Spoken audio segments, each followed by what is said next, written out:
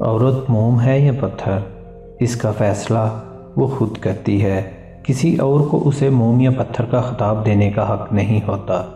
وہ خود چاہے تو محبوب کے اشاروں کے سمت موڑتی رہتی ہے، اور پتھر بننے کا فیصلہ لے تو کوئی شخص بھکاری بن کر بھی اس کی ایک نگاہ الفت نہیں پا سکتا۔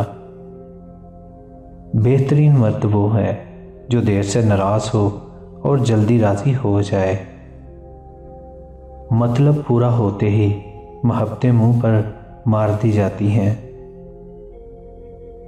ٹوٹی ہوئی چیزیں بہت ہی پریشان کرتی ہیں، جیسے کہ دل، نیند، بھروسہ اور سب سے زیادہ کسی سے رکھی ہوئی امید۔ مرد کی خوش کلامی اور اس کی فکر کرنے کی عادت مرد میں عورت کے لیے کشش پیدا کرتی ہے، اور عورت ایسے مرد کی محبت میں بہت جلد گرفتار ہو جاتی ہے۔ عورت چاہتی ہے کہ اس کی پسند سب کو پسند ہو، مگر اس کی پسند کو اس کے سوا کوئی پسند نہ ہو۔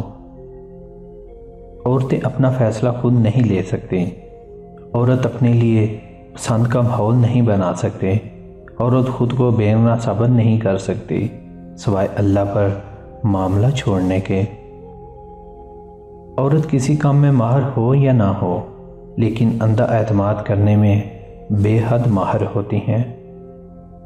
عورت کو اگر اس بات کا یقین ہو جائے کہ اس کی عزت آپ کے ہاتھوں محفوظ ہے، تو وہ پھر آپ کے لیے جان بھی دے سکتی ہے۔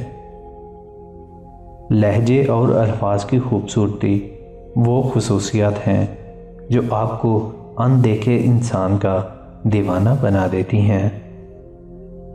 بے بسی کی انتہا ہوتی ہے کہ جب لوگ آپ کو دھوکہ دیں، آپ کا دل توڑ کر، آپ سے رشتہ توڑ کر بہت آرام سے کہہ دیتے ہیں کہ جو اللہ کی مرضی۔